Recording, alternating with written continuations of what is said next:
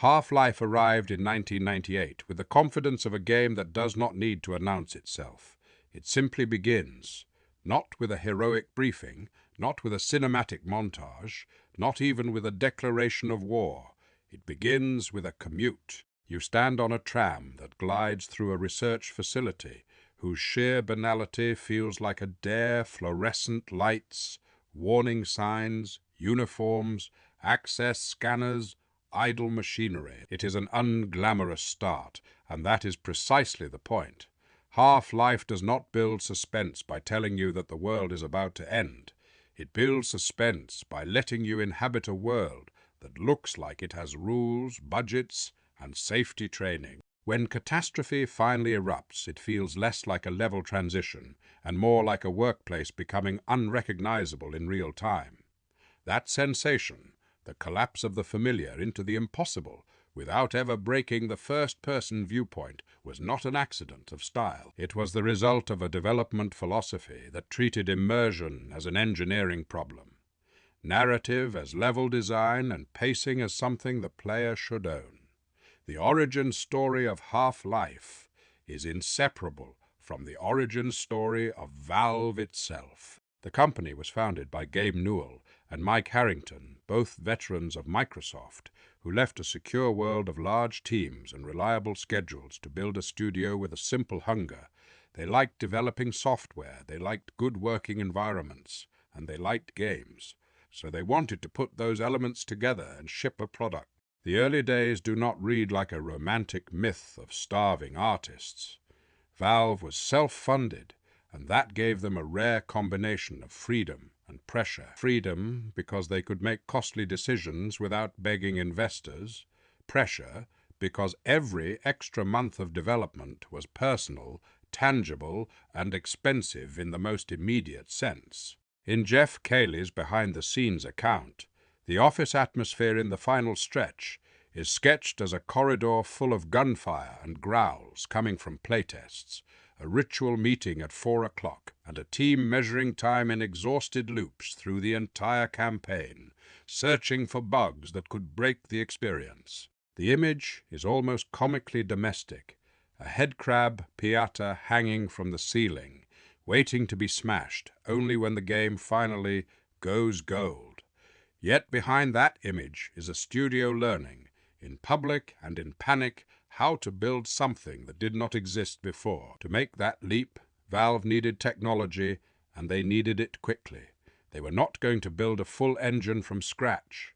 They licensed id Software's Quake engine, and then treated that engine not as a museum piece, but as raw material. In Cayley's account, Mike Harrington's friend, Michael Abrash, who had moved from Microsoft to id Software, urged them toward licensing the engine that John Carmack was building, and that choice became the bedrock of their debut. Sierra, watching the market shift toward three-dimensional shooters, recognized that the Quake engine was a powerful foundation. But they also wanted proof that Valve was not simply making new Quake levels. That tension between licensing a known technology and proving creative difference became one of the defining motors of Half-Life's development. Even the earliest concept carried that tension. The project's codename was Quiver, and the fantasy at its core was not space marines performing heroics, but ordinary people trapped in the wrong place when reality cracks.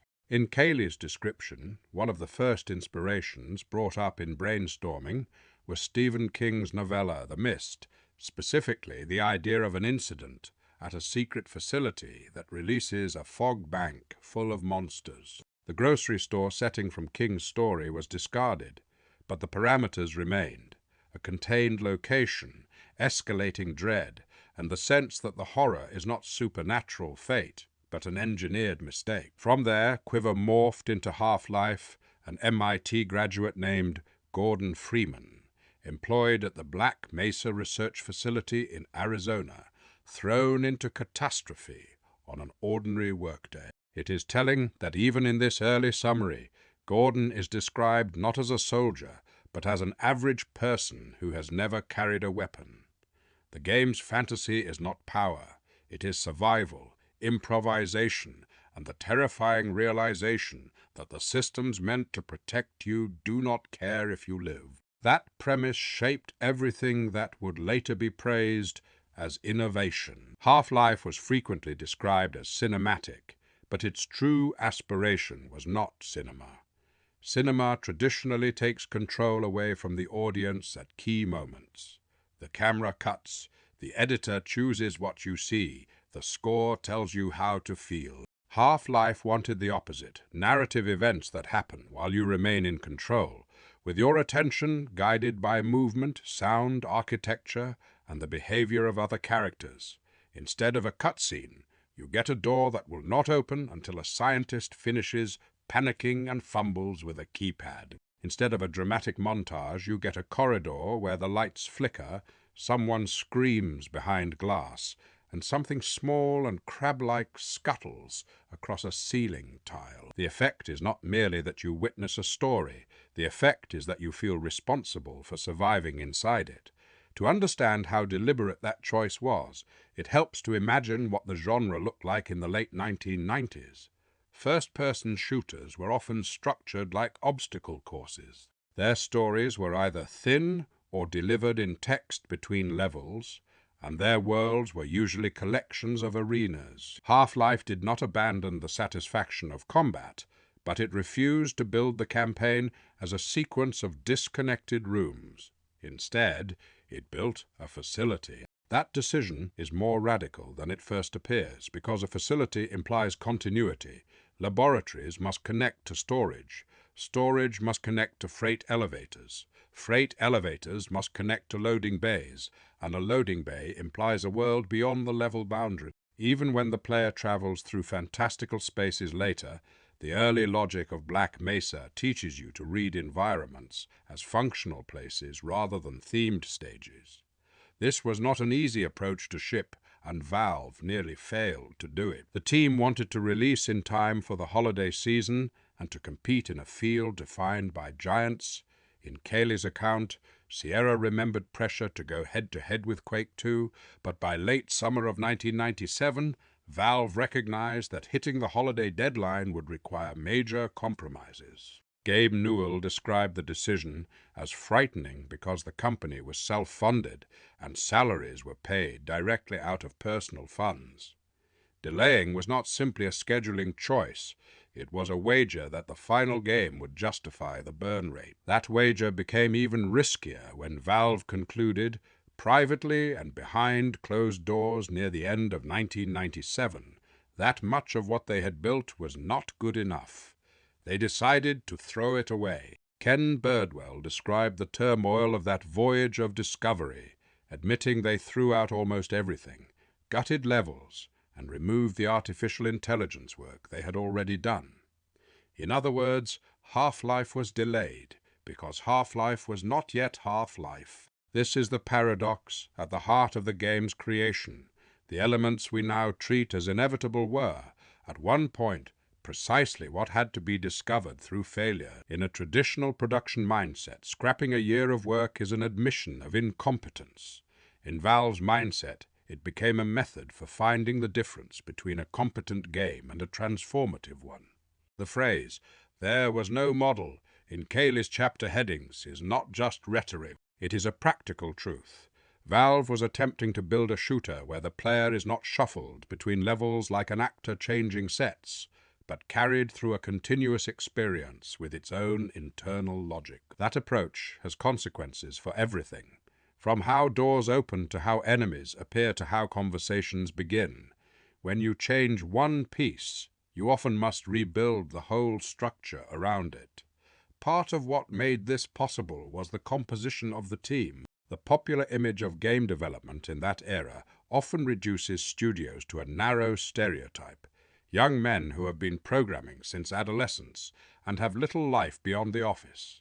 Kaylee's account goes out of its way to show the opposite. Valve's staff included people with odd pasts and varied skills, a group that did not neatly match the archetype. This mattered not because diversity is automatically magical, but because Half-Life demanded a blend of sensibilities. You needed programmers to wrestle an engine into new shapes. Yes, But you also needed writers who understood how to imply rather than declare, artists who could make a functional space feel uncanny, and designers who cared about rhythm, foreshadowing, and the psychology of anticipation. Half-Life is a shooter, but it is a shooter built by people who seemed faintly embarrassed by the genre's usual storytelling shortcuts. The relationship with Sierra also shaped the project's identity. Sierra wanted a foothold in the three-dimensional shooter category and saw Valve as a way to get there, but they needed reassurance that this would not be a mission pack masquerading as a new game. In Kaylee's retelling, Ken Williams framed Valve as a group, using an existing engine as a starting point rather than a finishing point. And Sierra signed Valve to a one-game deal under the codename Quiver. That deal mattered because it created a test of identity. Valve had to justify why they existed as a studio, and Half-Life had to justify why it existed as a game. To do that, the studio focused less on raw mechanics, which were already abundant in the genre, and more on a persistent world and a story embedded in that world. What does it mean to embed a story in architecture? It means that the corridor is not just a corridor, it is a narrative device. A blast door that seals in front of you can suggest containment protocols, panic and institutional failure without any narrator explaining it. A scientist in a locked room pounding on the glass can communicate helplessness more effectively than a cutscene, because you are standing there with a crowbar capable of action, forced to confront the limits of what you can do. An intercom announcement can be both world-building and misdirection. Even the iconic hazard suit, the HEV suit, functions as a bridge between fiction and interface. Health and armor are not abstract meters. They are systems the suit speaks aloud, so the game's feedback becomes part of the world's soundscape. The result is that narrative information is rarely handed to you cleanly. It is overheard, deduced, or felt. This philosophy also influenced the technical priorities. Valve pursued skeletal animation, expressive character movement, and scripted sequences were not ornamental. They were necessary to convince players that the world had agency. When a guard crouches, gestures, and then follows you into danger, the charm is not merely that the animation is better than its peers. The charm is that the game treats a non-player character as a participant, not a signpost. The same applies to enemy behavior. Half-Life's creatures are famous not only because they are grotesque, but because they seem to react. They flank, they retreat, they call for help, they behave as if they have goals in the environment, rather than merely pathing toward the player. Whether that intelligence was state-of-the-art or cleverly staged is almost irrelevant. What mattered was the illusion of intention, the idea that the world is not waiting politely for you to shoot it, and running beneath all of it was a design instinct that the player should set the pace. Half-Life is full of moments where you could theoretically sprint past danger, but you are tempted to slow down because the space itself feels like a question. What is behind that window? Why is that door welded shut? What made those bodies fall that way?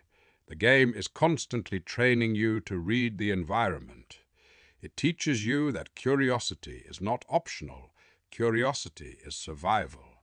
When the resonance cascade occurs and aliens begin to appear, the real horror is not only their biology, it is that you, an employee, are now navigating a facility whose safety logic has inverted. The systems that once controlled access now trap you. The laboratories that once promised discovery now produce predators. Half-Life was released on November 19th, 1998, and it was quickly received not just as a great shooter, but as a proof that the genre could mature without surrendering its pleasures. The details of its later reception, its sales arc, and its awards matter historically, but what matters artistically is that it changed what players expected a first-person campaign could be. It suggested that action games did not have to choose between momentum and meaning. They could deliver both if the story was not bolted on after the levels were built, but baked into the corridors from the beginning. In the next part, we will move from the studio's struggle to the player's experience. how Half-Life's gameplay grammar works moment to moment, how it balances weapons with tools, how it uses pacing as a form of narrative, and how the design of Black Mesa becomes a language you can learn to speak through play. Half-Life's greatest trick is that it teaches you how to play it while pretending. It is simply letting you exist inside a place. The game rarely stops to announce rules. Instead, it introduces a space, lets you move through it, and then watches what you assume. If you assume nothing matters unless it is glowing, the facility will punish that. If you assume every room is only an arena, you will miss the quiet warning signs and the small, safe routes that let you survive. Half-Life's gameplay is built on a confident idea. The player is intelligent, curious, and hungry for patterns. It gives you patterns, and then it breaks them at exactly the moment you start feeling secure. From the first minutes, the game's relationship with the player is clear. You are Gordon Freeman, yes, but you are also you, a body in first person, a viewpoint that never floats away into a cutscene. Even when scripted events happen, the camera stays behind your eyes. That choice seems obvious today, but in its era, it was a statement. If the story is not going to interrupt you, then the world has to carry the storytelling weight. Doors must open in believable ways. Characters must move and react in readable ways. Sound must communicate danger before you see it. Most importantly, the player must feel that their attention matters, because they cannot rely on a director to show them what is important. Half-Life's basic movement and gunplay are familiar on the surface. You walk, you run, you crouch, you jump, you aim and shoot. The controls do not demand virtuosity. The game is not trying to prove that it can out-twitch every competitor. Instead, it tries to be readable. It wants you to understand what the space allows and what the space forbids. If there is a vent cover that looks like it can be pried open, it probably can. If there is a ladder, you can grab it. If there is a crate, you can drag it into position and climb. This is an almost childlike language of interaction, and it is intentionally physical. Half-Life does not yet have the elaborate physics playgrounds that would define its sequel, but it still plants a seed. The world is not just painted scenery. It has edges you can push on. That physicality becomes crucial at the moment the facility breaks. After the resonance cascade, the environment is as dangerous as the enemies. Electrical arcs snap across flooded rooms. Fire blocks corridors. Toxic waste forces you to read warning stripes like they are grammar. Elevators fail. Ceilings collapse. In many shooters, hazards are background flavor.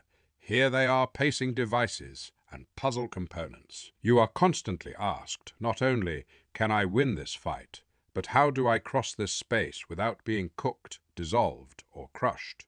The game's tension comes from this layered threat. Even when the monsters stop, the facility itself remains hostile. The first weapon in Half-Life is not a gun. It is a crowbar, a tool that becomes a symbol. The scientist turned survivor, prying open the world one stubborn panel at a time. The crowbar also reveals something about Half-Life's combat philosophy. On paper, melee combat in a shooter is a risk. It asks you to get close, where you are vulnerable. In practice, the crowbar is a teacher. It teaches you timing, positioning, and the importance of corners. It teaches you that objects break. It teaches you that you can conserve ammo. It teaches you that not every threat requires the loudest answer. When you finally pick up firearms, you carry that lesson with you. Ammunition is a resource, but so is restraint. Half-Life's armory is memorable partly because it feels like it belongs to the fiction. You start with everyday tools and basic sidearms, then graduate into military hardware as the facility becomes a battlefield. Weapons are not only upgrades, they are signals about the world's escalation. A pistol suggests emergency self-defense. A shotgun suggests close-quarters panic. Submachine guns, grenades, and heavier ordnance suggest that the opposition has shifted from escaped creatures to organized forces that expect resistance. Even the more exotic weapons, like the alien biological guns you eventually acquire, feel like the world's infection spreading into your hands. You are not simply collecting power. You are collecting evidence that the boundaries between human systems and alien systems are dissolving. A key part of what makes this progression work is that Half-Life is careful about how it gives you power. It rarely hands you a new toy without immediately placing you in a situation that demonstrates its purpose. You find a shotgun, and soon you are in cramped spaces where its close-range punch matters. You acquire explosives, and the game presents clustered enemies, fortified positions, or obstacles that demand a blast. You receive weapons that feel almost unfair, and the game counters with enemies or environments that punish reckless use. This is quiet craftsmanship. The game is always teaching, always testing, and always doing it with rooms, rather than tutorials. Combat itself is shaped by an unusually strong sense of enemy identity. The early aliens are frightening because they are unpredictable in motion, and because they force you to aim in different ways. Head crabs teach you to track sudden leaps and to listen for skittering. Zombies teach you that weak points matter, and that sound is a warning system. Barnacles teach you to look up, and they punish the lazy habit of staring only forward. The bull squid teaches you to respect distance because it can spit, charge, and flank. Hound eyes teach you about area attacks and spacing because their sonic blast punishes clustering. Vortigaunts teach you that enemies can coordinate and use energy at range. Later, larger alien entities shift the rhythm again, demanding that you read telegraphed attacks and use cover and burst damage. Then the human soldiers arrive, and the entire grammar changes. The Marines do not behave like alien animals. They behave like an opposing team with a plan. They throw grenades to flush you from cover. They advance in squads. They retreat when wounded. They use discipline. This is one of Half-Life's most important pivots because it creates a second kind of fear. Monsters are terrifying because they are other. Soldiers are terrifying because they are familiar. They represent your own species, deciding that you are an acceptable casualty. The game turns the player's relationship with the facility into a tragedy. You are not only trying to survive an accident, you are trapped between the consequences of scientific arrogance and the cold logic of containment. Half-Life's artificial intelligence is often remembered as revolutionary, but its true strength is not raw calculation. It is performance. The enemies and allies behave in ways that suggest intention. Scientists flee, cower, and sometimes freeze in place, forcing you to decide whether to protect them or abandon them. Security guards follow you, talk to you, and try to help in firefights, which makes their deaths feel less like a decrease in firepower and more like a moral bruise. Marines coordinate enough to create pressure, even if their systems are sometimes simple under the hood. The experience feels alive because the game repeatedly produces small moments that look like improvisation, even when they are scripted or heavily guided. Those scripts are another of Half-Life's core techniques. There are moments that are clearly staged, a tentacle creature smashing through a sealed area, a scientist being pulled into danger behind glass, a military squad breaching a room, a helicopter hunting you across open ground. The trick is that you are not forced to watch them from a safe cinematic distance. You are always nearby, vulnerable, and free to look the wrong way. That freedom makes the scripts feel more real, because you can miss them. And if you can miss them, then they do not feel like mandatory theatre.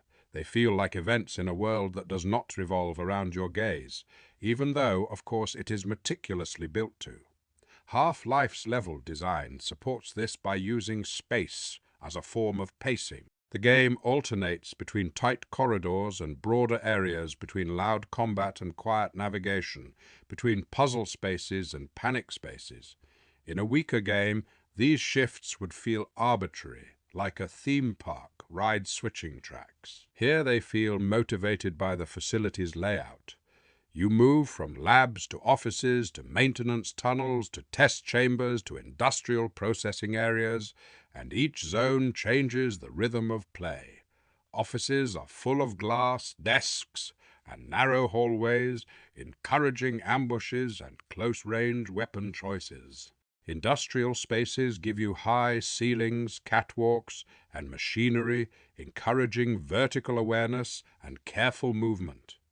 Maintenance tunnels and vents turn you into a scavenger. Surface areas expose you to long sight lines and military tactics, making you feel small and hunted. This sense of being hunted is one of Half-Life's defining emotions. Many shooters make the player feel like a spear. Half-Life often makes you feel like a mouse, clever but fragile, darting from cover to cover while the world tries to crush you. Even when you become well armed, there is a lingering vulnerability because the game's threats are not only enemies but also attrition and disorientation. Health packs and armor are limited. Ammunition comes in bursts and then dries up. The safest route is rarely the obvious one. The facility is a labyrinth of locked doors, broken stairwells, and improvised passages through ductwork. You survive because you read the building like a survivor. Reads weather. The HEV suit is central to that survival loop. It is not just armor. It is an interface that speaks. It warns you about hazard levels, low power, and medical emergencies in a calm machine voice. That voice becomes oddly intimate. It is the only companion that is always with you, and it turns the game's information into part of the world's soundscape. When the suit reports that your health is critical, it does not feel like an abstract meter dipping into red. It feels like a system failing while you are still inside it. The suit makes the player's vulnerability audible. Audio, more broadly, is one of Half-Life's most underrated tools. The facility hums, alarms pulse, vents clang, distant gunfire echoes through concrete. Enemy sounds are distinctive enough that you can identify threats before they enter the frame. Headcrab skitter, Marines bark commands. Alien speech crackles with energy. These sounds create anticipation, and anticipation is often scarier than the fight itself. Music also plays a special role.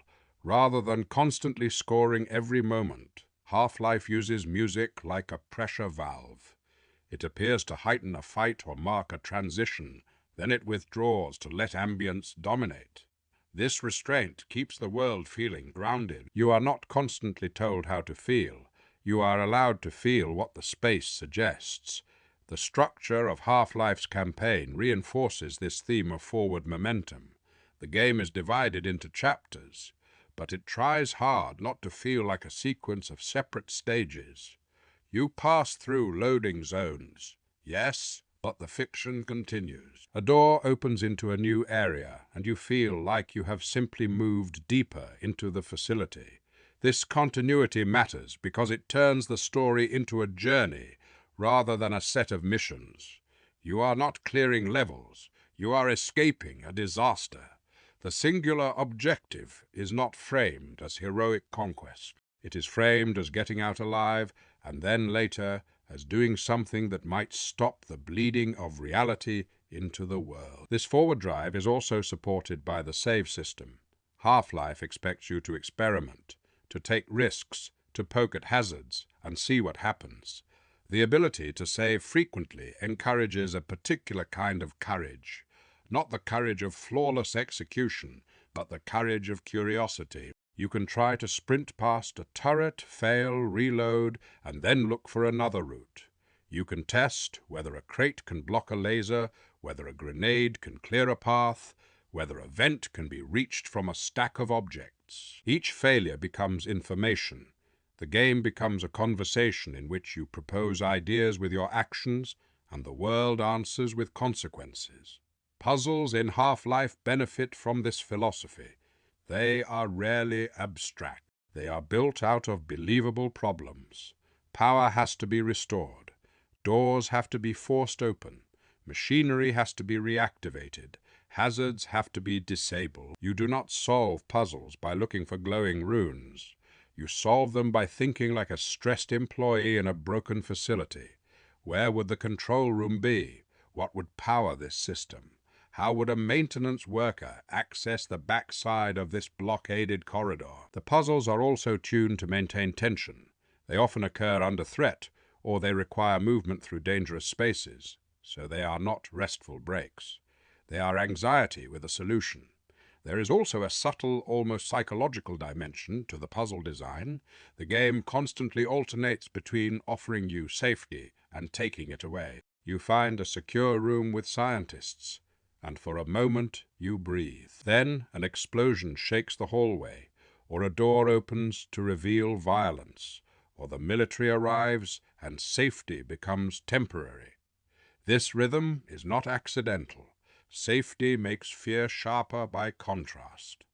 Without safe moments, constant threat becomes numb. Half-Life understands that tension is an arc, not a steady state. One of the elements that makes these safe moments memorable is the game's use of non-player characters as human texture.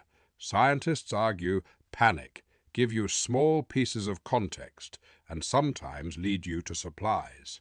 Security guards provide both combat assistance and a sense of institutional normalcy, as if professional routine might still matter even when the world is collapsing. Their dialogue is not poetry, but it does not need to be. It is ordinary speech in extraordinary circumstances. That ordinariness supports the game's core illusion. Black Mesa is not a fantasy castle. It is a workplace, and the horror is that it breaks. This sense of place is strengthened by environmental details that reward attention. Whiteboards, hazard symbols, lab equipment, observation rooms, security checkpoints, and emergency protocols are all part of the storytelling, not as readable text dumps, but as mood. The facility looks like it was designed for research and containment, which makes the containment failure more disturbing. When you see a room built to isolate dangerous materials, and then you see that its isolation has failed, you feel the gap between intention and reality. Half-Life thrives in that gap. It is a game about systems collapsing, and it expresses that collapse through broken machinery, flickering lights, and bodies in places where bodies should not be. The tempo reaches a kind of brutal clarity in the segments where the military presence dominates. On the surface, the environment opens up, and suddenly you are dealing with long-range fire, explosives, and threats that come from above. The player learns that geometry is not just an aesthetic, it is survival. A slope can be cover, a ditch can be shelter, a doorway can be a death trap. The game's openness does not make you feel powerful. It makes you feel exposed, and that exposure turns every advance into a decision. Do you conserve ammunition and take careful shots, or do you sprint and gamble on reaching the next piece of cover? Half-Life also varies enemy density in ways that shape the player's emotional state. Some corridors are quiet, forcing you to listen to distant screams and wonder what caused them. Some areas throw multiple enemy types at you, forcing rapid prioritization. Eliminate the ranged threat first. Avoid the ceiling predator. Keep moving to avoid being surrounded. These combinations create a sense of ecology. The creatures do not feel like a list of separate units. They feel like an invasion with layers, scavengers, hunters, and commanders. Even if the underlying game logic is carefully arranged, the impression is that you have stumbled into a food chain that has learned to use your world. When the game shifts toward Zen, its alien border world, the pacing changes again. The facility's industrial logic gives way to organic platforms, strange gravity, and a more surreal sense of traversal. This section has long been divisive among players, partly because it breaks the grounded rhythm that makes Black Mesa so compelling. Yet even here, the design intention is readable.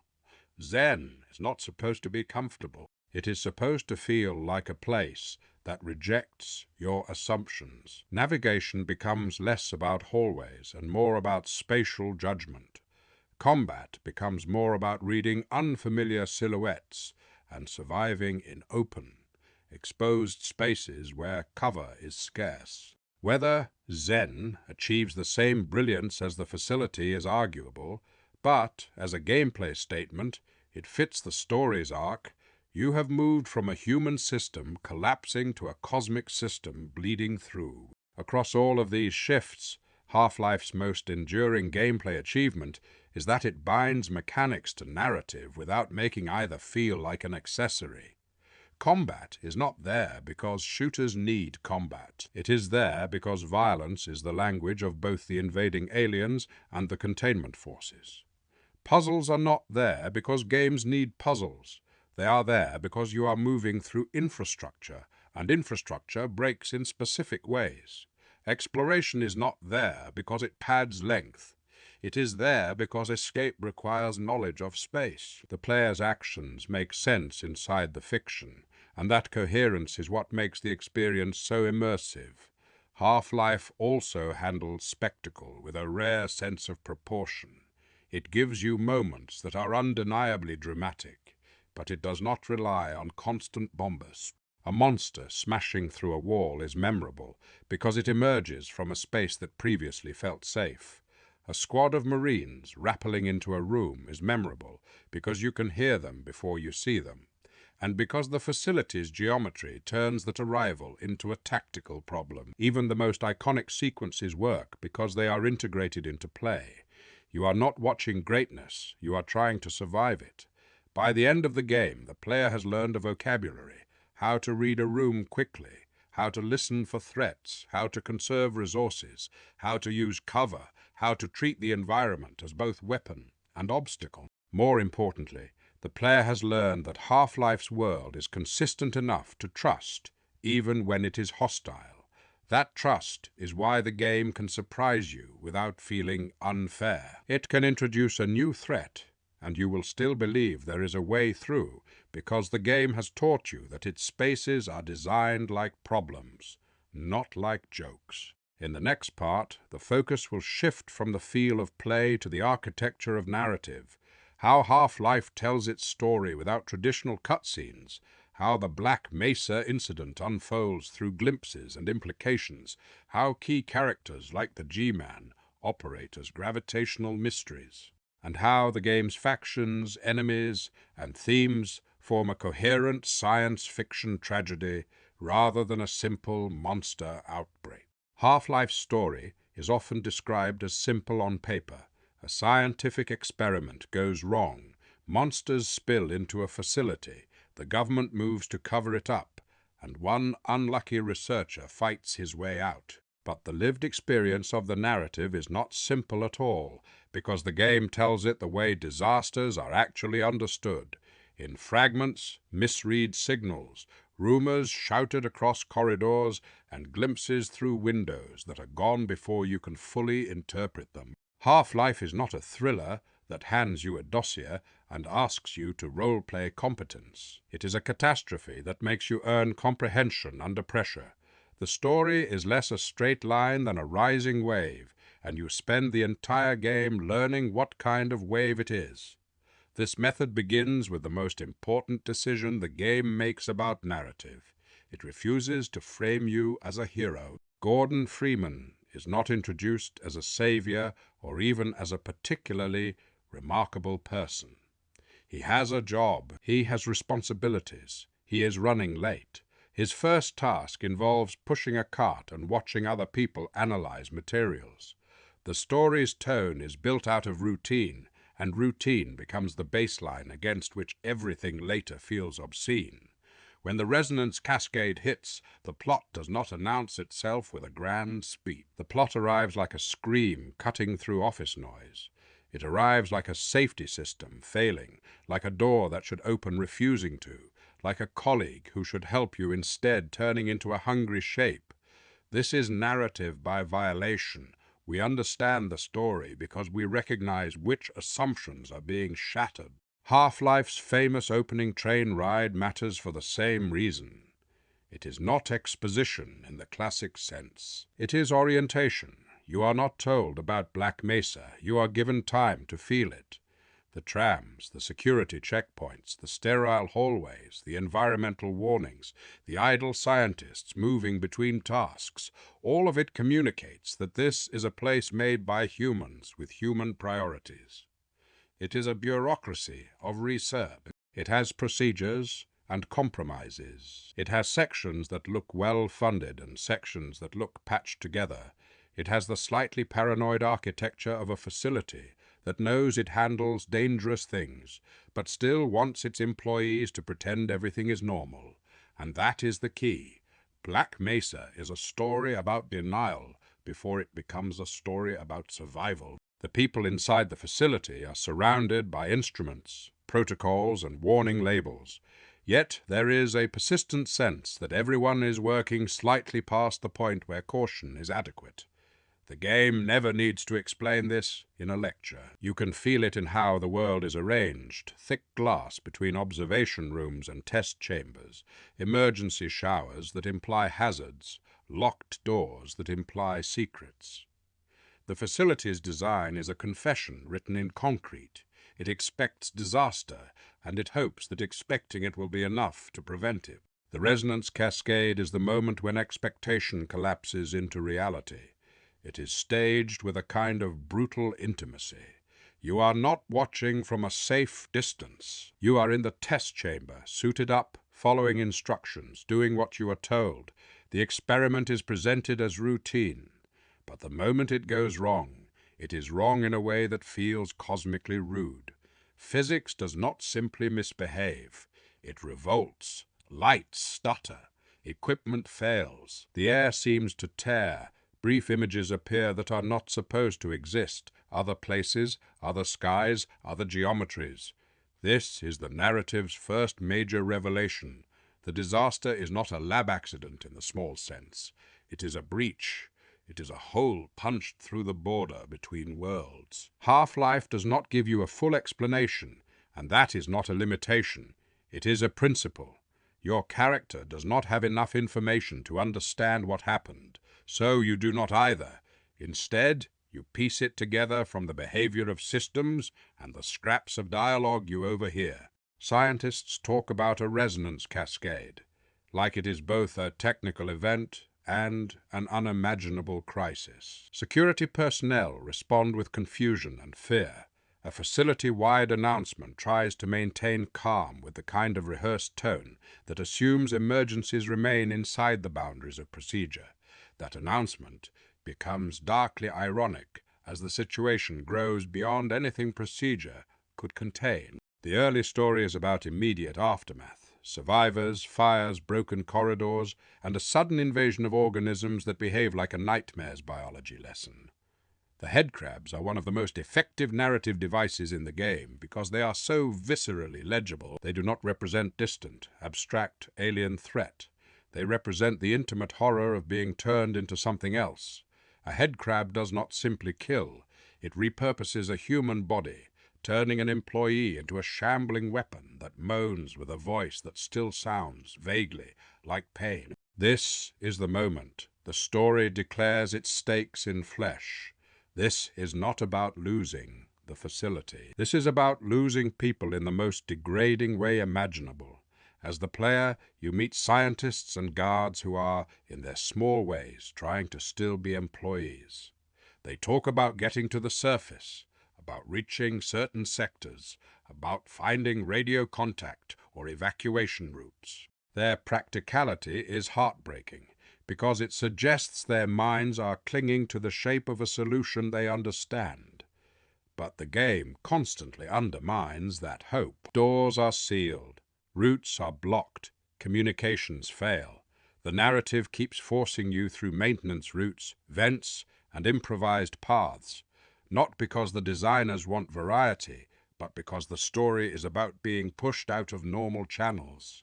Every time you crawl through a vent, you are physically embodying the plot's central idea. The official ways are broken, so survival means living in the infrastructure's hidden guts. The game's next major story turn comes with the arrival of the military. In many action narratives, the army arriving would be the moment where the situation becomes manageable. Trained professionals come in, secure the area, and rescue survivors. Half-Life weaponizes that expectation. The soldiers do arrive. They do secure the area, but they secure it against you. Their mission is not rescue, it is containment. And containment, in the logic of a cover-up, means that the witnesses are part of the threat. This is where Half-Life's story becomes more than a monster outbreak. It becomes a tragedy about institutions protecting themselves. The Marines are not cartoon villains. They behave like soldiers who have been given a job, and that job is framed as necessary. Black Mesa must be sealed. The breach must be contained. Evidence must be controlled. The narrative does not need to show you a government official giving the order in a cutscene. It shows you bodies. It shows you scientists being executed. It shows you the soldiers moving with confidence through spaces where the employees are running. It shows you that the institution has decided, with terrifying speed, that the simplest way to erase the disaster is to erase the people inside it. This moral pivot changes the emotional texture of the entire story. Up to this point, you can imagine a path out, you can imagine rescue, you can imagine that the disaster might be fixed by competent authorities. Once the Marines initiate their operation, you understand that you are alone in a different way. You are alone not just because the facility is broken, but because your own side has chosen you as collateral. The narrative becomes claustrophobic, even when the spaces open up, because the force hunting you is not alien chaos, but human intent. Half-Life also uses this faction shift to deepen its thematic contrast. The aliens are strange, but their violence has the messy logic of predators. The soldiers are familiar, and their violence has the clean logic of policy. Aliens attack because you are there. The soldiers attack because you must not be there anymore, at least not alive.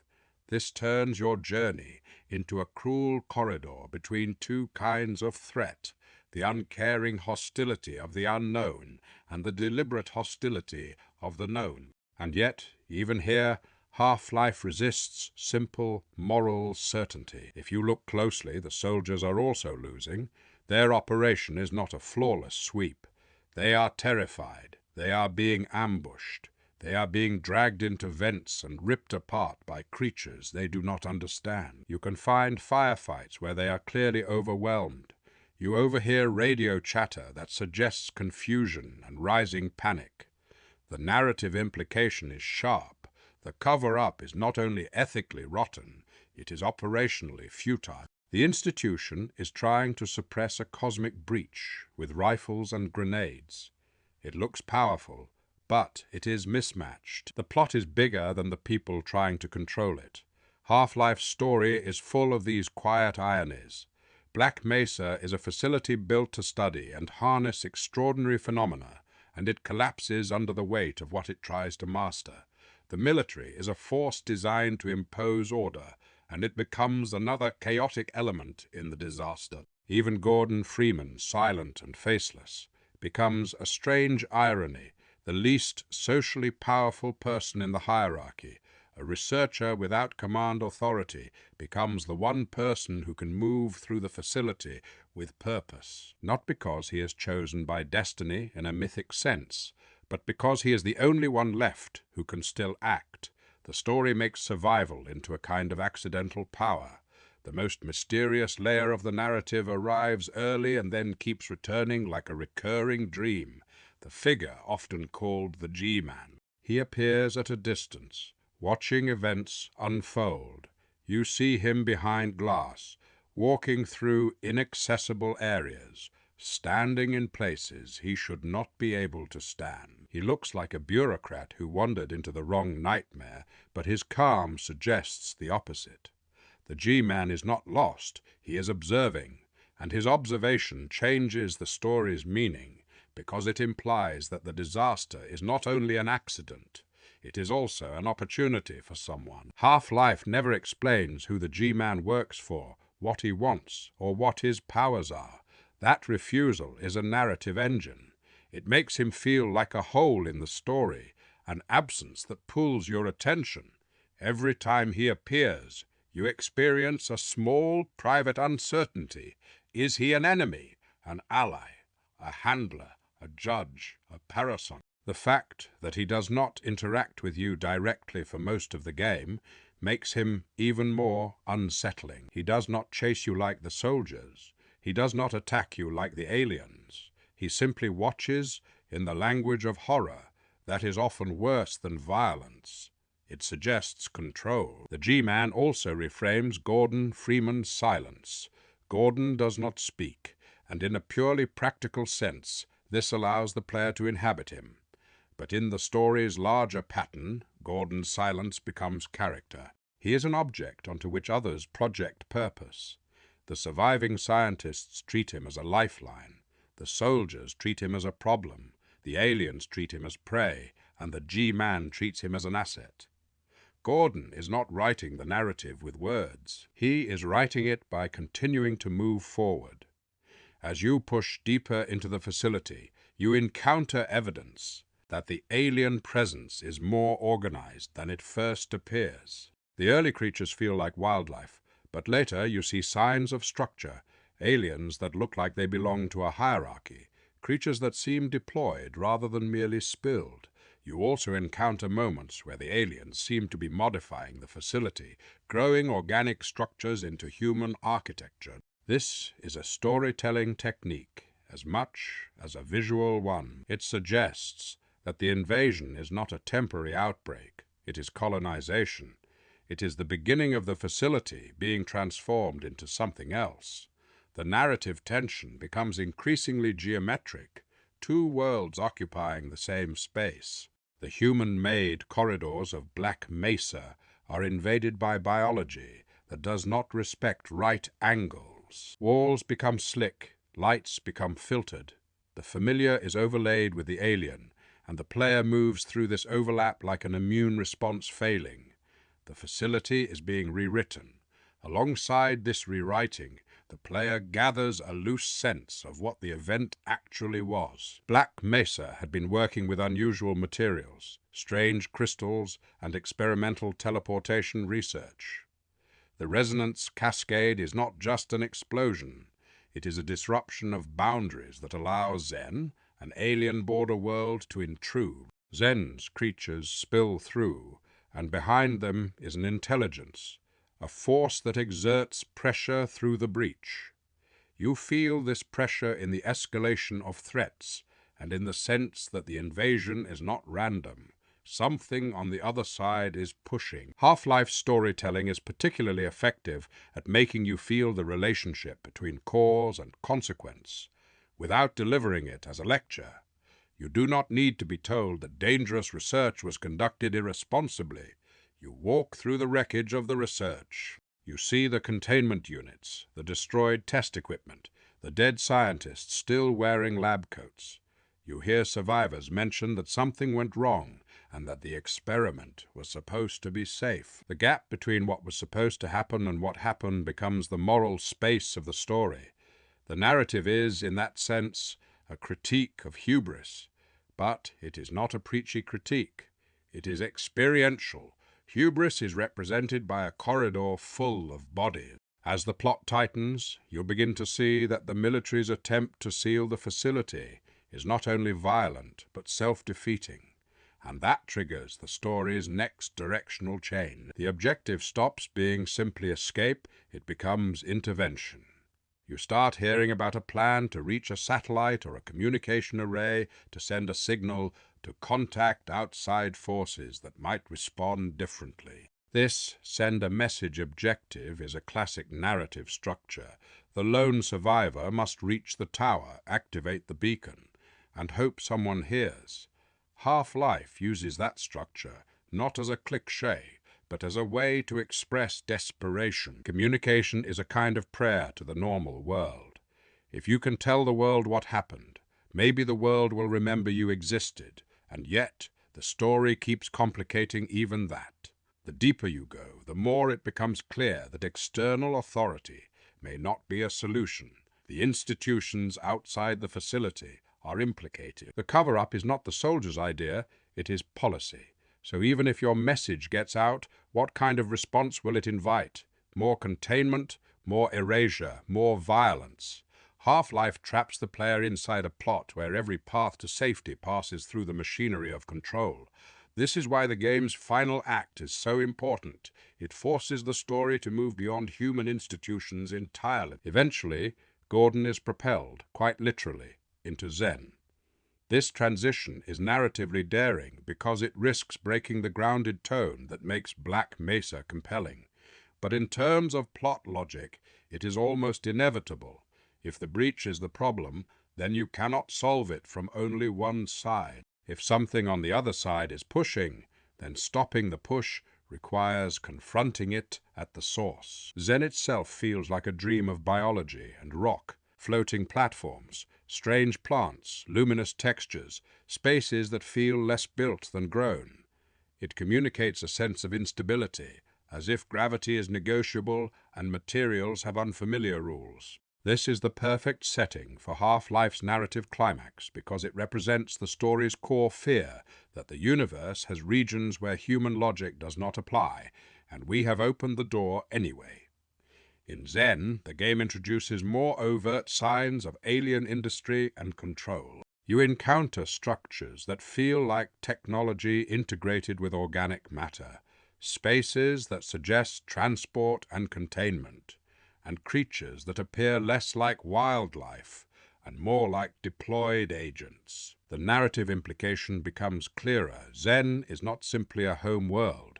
It is a borderland, a kind of in-between territory that is itself pressured by another force. The invasion of Black Mesa is not just Zen attacking Earth. It is a chain reaction of displacement, as if forces are shoving one another across boundaries, and humans are simply the latest surface to be breached. At the center of this pressure is the Nihilanth, the game's climactic entity. Even without extensive explanation, the Nihilanth is staged as a kind of alien ruler, a mind that controls the flow of creatures through the breach. Its presence suggests that the invasion has coordination, and its defeat is framed as the way to stop the cascade from continuing. The final confrontation is less a personal rivalry than a symbolic act. Sever the controlling intelligence, and the pipeline collapses. What matters about this climax is not only the fight mechanics, but what it says about the story's worldview. Half-Life does not resolve into a triumphant victory where humanity reclaims control and restores normalcy. Instead, defeating the Nihilanth feels like closing one valve, not fixing the entire machine. You have survived one disaster, and you have disrupted one threat, but you have also proven something terrifying. A human research facility can become a portal to forces large enough to make governments panic. The plot ends not with certainty, but with a wider horizon of dread, and then the G-Man returns, and the narrative reveals its sharpest teeth. After the climax, you do not get a warm debriefing, you get a negotiation. The G-Man addresses you directly and speaks as though you have been under evaluation. He speaks like a handler discussing performance. The language is politely opaque, full of euphemism and implication. You are offered a choice, but it is the kind of choice that does not feel free. You can accept employment of an unspecified kind, stepping into a future you do not understand, or you can refuse and be dropped into a situation that reads like certain death. This ending is one of the most important pieces of Half-Life's legacy because it crystallizes the game's theme of control. Even after you fight through monsters and soldiers and nightmares, you are still caught in a system you cannot see. This is where Half-Life's title becomes more than a science pun. The phrase Half-Life refers to decay, to the time it takes for something unstable to diminish. In the story's emotional register, it suggests a life lived in remainder, in aftermath, in survival rather than flourishing. Gordon's life at the end is neither restored nor ended in a clean way. It is suspended.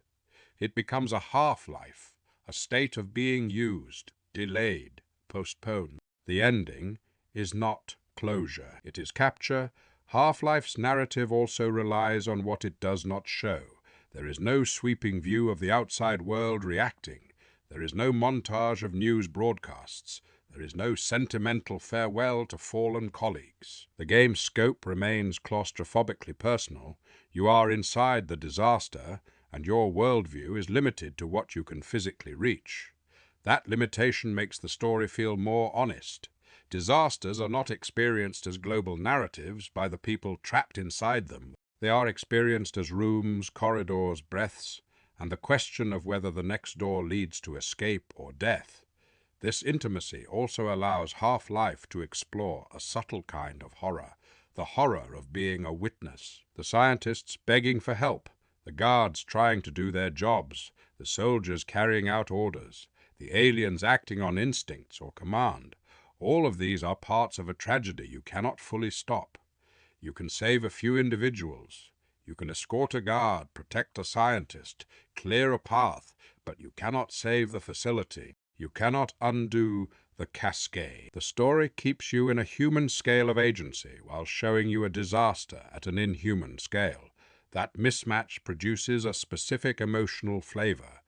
You are capable enough to feel responsible, but not capable enough to fix everything. That is a powerful narrative trap, and Half-Life uses it deliberately. It is also notable how much the story depends on tone rather than explicit characterization. Because Gordon is silent and the supporting characters are brief encounters, the narrative's emotional weight is carried by environmental rhythm and by the player's own imagination. When you see a scientist cowering behind a desk, you fill in the panic. When you hear distant gunfire and screaming, you imagine the firefight you cannot see. When you encounter a room full of bodies, you invent the last seconds. The game invites you to co-author the horror, and that is one reason it remains so vivid. The story is not only what is scripted. The story is what you infer. Even the antagonists are treated as thematic mirrors. The aliens represent the unknown consequences of curiosity. The soldiers represent the known consequences of power. Both are forms of violence, unleashed by systems larger than any individual. The scientists represent institutional ambition and human fragility at once. They are the ones who open the door, and the ones who are crushed by what steps through.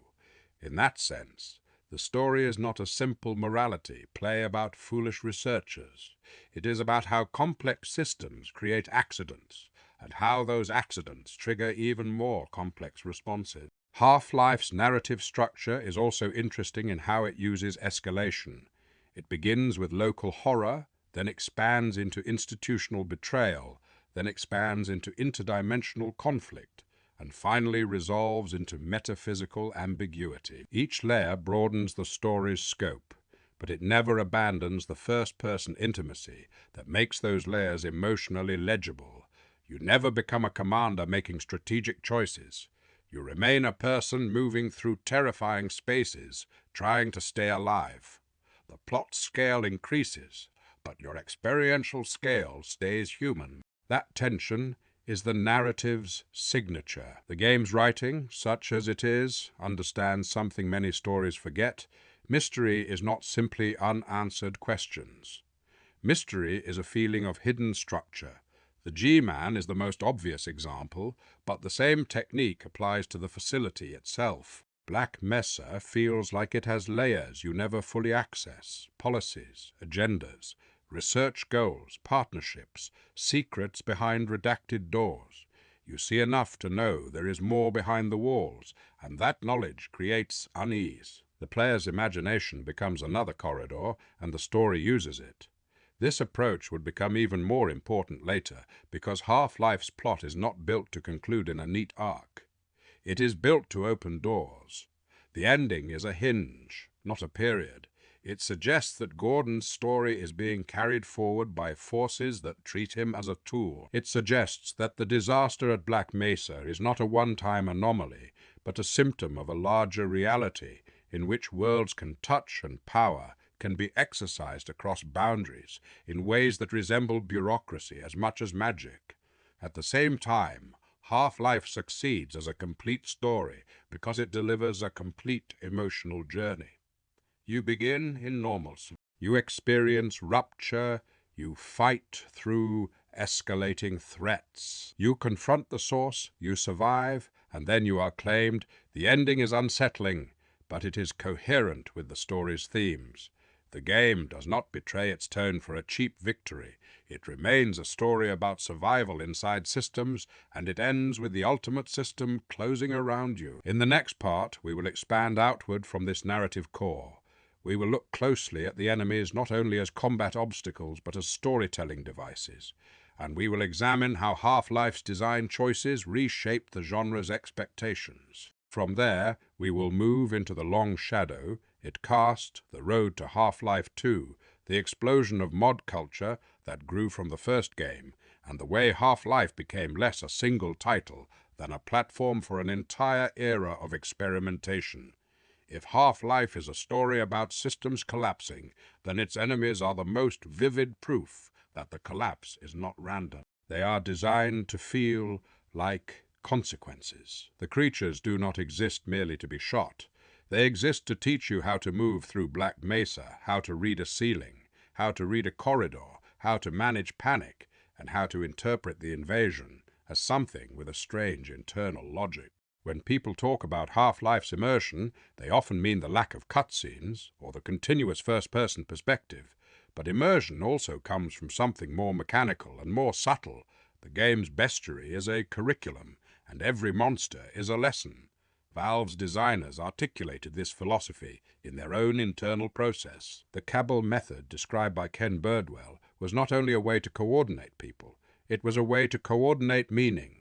The goal was to create a complete document detailing levels, major monster interactions, special effects, plot devices, design standards, and the skills the player should have at each point. That idea matters here because it tells you how to read the enemies, not as a grab bag of cool designs, but as deliberate punctuation marks in a planned sentence.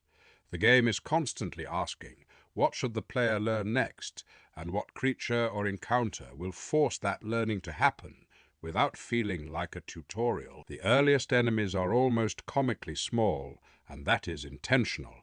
Headcrabs are not powerful in the traditional sense, but they are psychologically potent.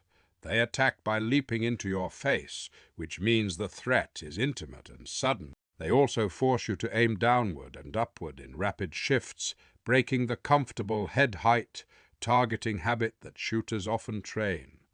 Most importantly, they change how you relate to corpses. In many games of the era, a dead body is background decoration. In Half-Life, a dead body might be a trap.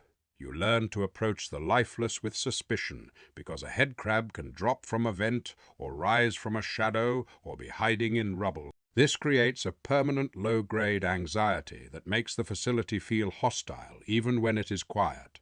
The zombie is the headcrab's second lesson, and it is one of the most disturbing images the game offers. The zombie is not just an enemy, it is a message.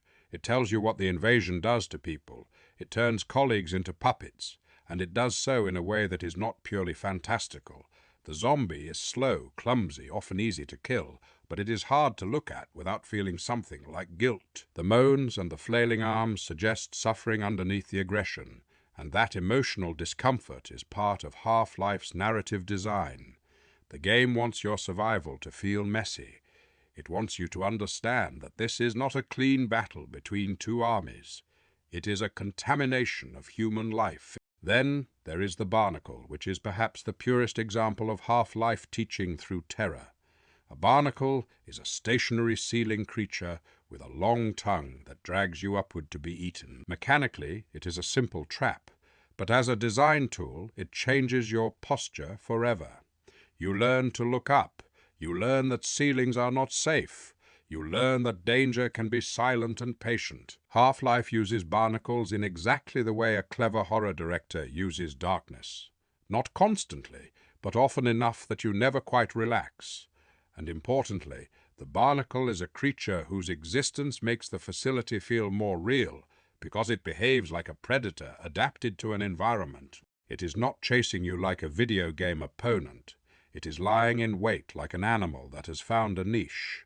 These early enemies also demonstrate something Half-Life cares about deeply. The world should acknowledge action. Birdwell wrote about the importance of visual evidence of combat, like bullet nicks and explosion marks on surfaces, so that the player feels the world is recording what happens. This is not just a technical detail, it reinforces the emotional reality of fighting. When you see rooms scarred by gunfire, you feel like violence happened here, not like you are merely triggering a combat script. Half-Life's enemies are more frightening when the world bears their fingerprints. After the headcrab family and the ceiling traps, Half-Life begins introducing creatures that feel like hazards with personalities. The hound-eye is a good example. It is a squat, three-legged creature with a central eye and a sonic attack that radiates outward. It teaches spacing. If you rush into a group of hound-eyes, you get punished.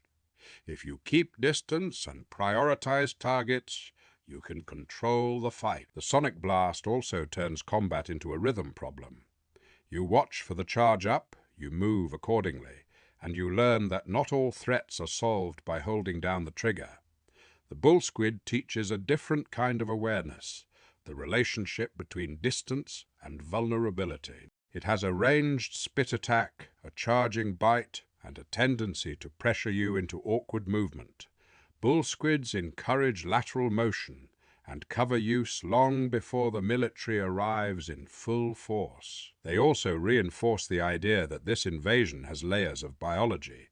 Not everything is humanoid. Not everything is designed like a biped with a gun. Some things are simply nasty animals that can thrive in the facility's broken spaces. Half-Life's aquatic threats are quietly brilliant because they exploit a universal video game anxiety. Water is where control feels less certain. Leeches are small but unsettling, turning pools into zones of attrition. The ichthyosaur takes this further and becomes one of the game's most memorable. Oh no moments, because it arrives as a piece of environmental storytelling. You do not simply meet it in an arena. You learn about it through warning signs, corpses, and the feeling that the water is too large and too still. The ichthyosaur encounter works not because it is mechanically complex, but because it weaponizes anticipation. You hesitate before jumping in. That hesitation is narrative. The Vortigaunt, in the original game, occupies a fascinating space between animal menace and intelligent presence. It attacks with energy, it moves with odd posture, and it vocalizes in a way that feels like language without being intelligible. In the first Half-Life, Vortigaunts are framed as hostile forces of Zen, but they also foreshadow a richer alien culture. They look like beings with hands that work, with eyes that think, with a society behind them. Later installments would reinterpret them in ways that complicate this, but even in the original game, there is a subtle sense that they are not purely monstrous. They are part of a structure, possibly coerced, possibly commanded. That idea of structure becomes clearer as the player encounters Zen's more overtly military forces. The alien grunts and alien controllers appear later, and their placement is deliberate. The early game wants the invasion to feel like a chaotic spill of creatures, like a zoo breaking open. The later game wants you to understand that Zen is not only a bestiary, it is a hierarchy. Alien grunts are imposing, armored, and aggressive, suggesting soldier caste more than wildlife. Alien controllers hover and strike with a kind of psychic or energy-driven menace, and their visual similarity to the Nihilanthe hints at a command chain. Even without explicit explanation, the player feels the shift. This is no longer just animals in your corridors. This is an occupying force with leadership. Half-Life underscores this transition with one of its smartest narrative devices, showing enemies fighting each other. When you witness Marines battling aliens, the encounter functions on multiple levels. It showcases artificial intelligence without always making the player the target. It reinforces the feeling that the environment is active and indifferent to your personal storyline, and it gives the player a tactical choice. Do you intervene? Do you wait? Do you scavenge the aftermath? This kind of emergent decision-making is part of what made Half-Life feel different. The game does not always center you. Sometimes it invites you to be a survivor who takes advantage of chaos. Then the Marines arrive as a faction, and the tone turns sharply. The Hecu Marines are the game's most important enemy, not because they are the hardest to shoot, but because they are the hardest to accept. Their presence reframes the disaster. Up until this point, you might still fantasize about rescue. The Marines arrive and reveal that the institution's solution is erasure. Mechanically, they also force the player into a new combat language. Aliens teach you to adapt to weird shapes and surprise movement. Marines teach you to respect cover, angles, grenades, and coordinated pressure. They flush you out. They advance. They retreat. They make fights feel like skirmishes rather than infestations. This is where Half-Life's approach to fairness becomes crucial. Birdwell argued that players should blame themselves for failure, and that the game should hint when danger is imminent and show a way out, so that death feels like a personal mistake rather than an ambush by design. That philosophy is visible in the military encounters. Marines often announce themselves with radio chatter, footsteps, or the sound of ropes and boots as they rappel in. You hear them before you see them. You get a moment to take cover or retreat. When you die, you usually understand why. You stood in the open. You underestimated a grenade. You pushed too aggressively into a crossfire. This clarity turns frustration into learning, and learning into momentum. The Marines also deepen the game's use of space. Against aliens, a hallway is often a funnel. Against Marines, the same hallway becomes a liability. You learn to keep doorways at an angle, to peek, to use corners, to avoid explosive bottlenecks. You learn to listen for the clink of grenades and the bark of commands. Half-Life becomes, briefly, a tactical shooter in miniature. But it never loses its horror tone because the setting keeps reminding you what this tactical operation actually is: a massacre inside a research facility full of people who were doing their jobs. The Black Ops assassins extend this theme with a different flavor. Where Marines feel like blunt containment, the assassins feel like surgical cleanup. They are fast, agile, and equipped in ways that imply specialized training. Their presence complicates the narrative again by widening the scope of the cover-up. There are layers even within the human response. The Marines are not the final authority. They are one tool among others. As an enemy type, the assassins add a sharp spike of difficulty and unpredictability. They also mirror the player in an uncomfortable way. Gordon is a scientist forced into competence. The assassins are professionals forced into brutality. Both are human bodies moving through the same ruined corridors, and the game asks you to see how different their purposes are. Half-Life's bosses and set-piece creatures are often remembered individually, but they make more sense when viewed as punctuation marks in the campaign's emotional rhythm. The tentacle monster sequence, for example, is less about shooting and more about fear management. You learn that some threats cannot be solved by firepower alone. You learn to use timing, sound, and environmental tools. The creature becomes a living embodiment of Black Mesa's scale and vulnerability, a massive thing beneath the facility, thrashing in a silo like a nightmare trapped in industrial architecture. The Gargantua serves a similar function. It is huge, heavy, and difficult to fight in a straightforward way. It teaches that the player is not always the apex predator. It also reinforces a theme that becomes increasingly important. Half-Life is not about becoming unstoppable. It is about identifying the correct kind of solution.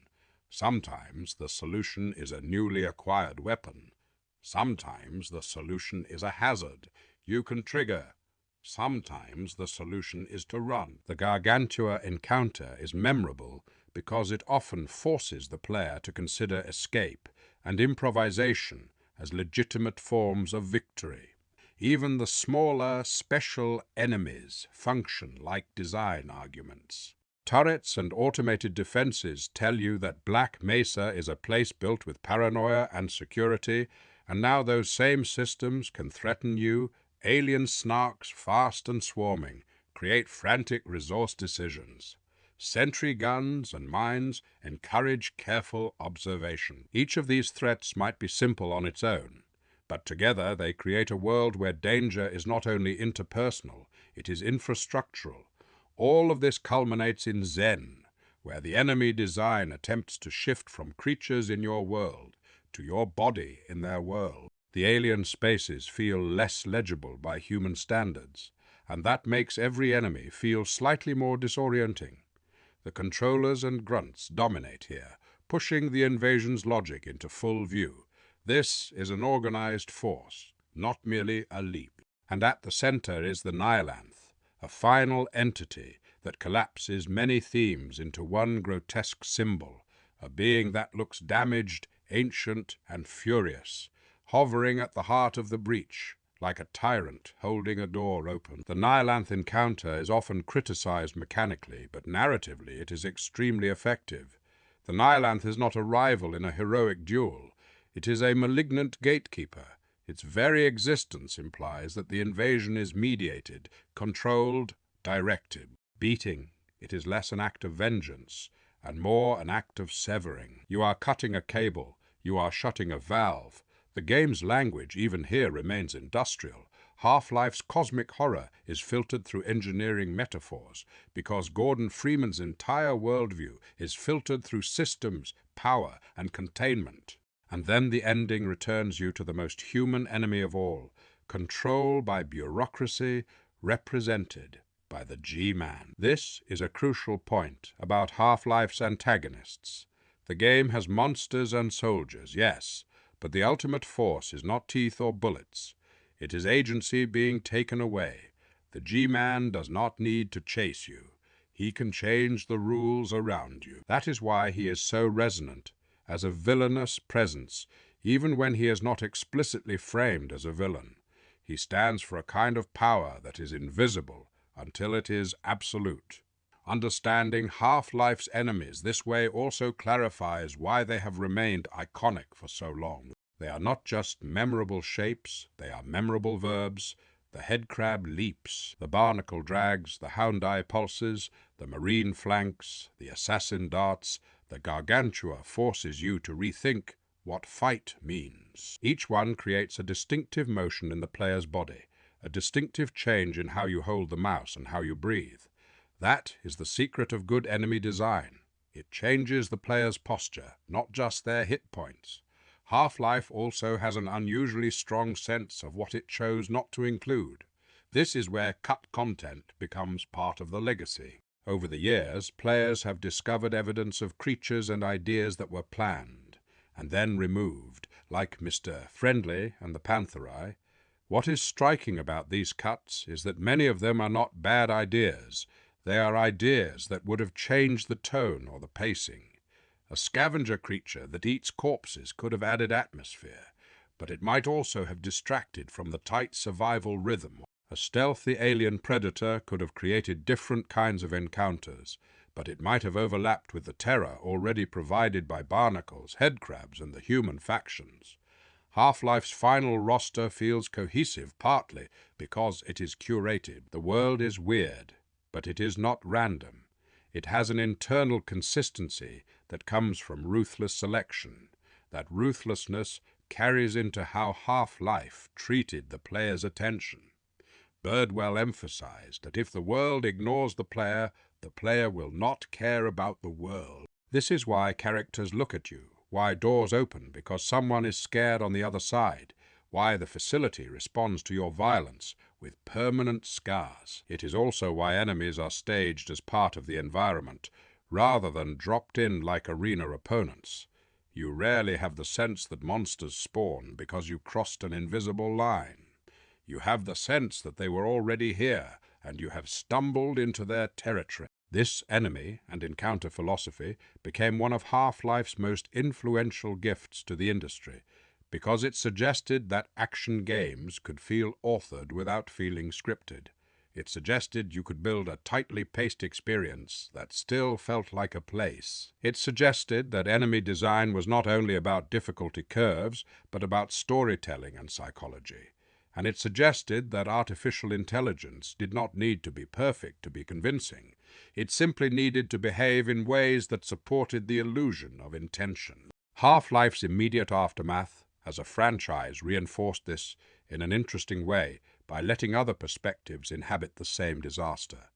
Gearbox's Opposing Force, released in 1999, put players in the boots of a soldier and expanded the Black Mesa incident by showing it from the other side of the containment effort. Blue Shift, released in 2001, shifted focus to a security guard, reinforcing the idea that Black Mesa was full of ordinary people whose stories were crushed by the cascade. Decay, also released in 2001 on the PlayStation 2, experimented with cooperative play and let two characters experience a parallel thread of the disaster.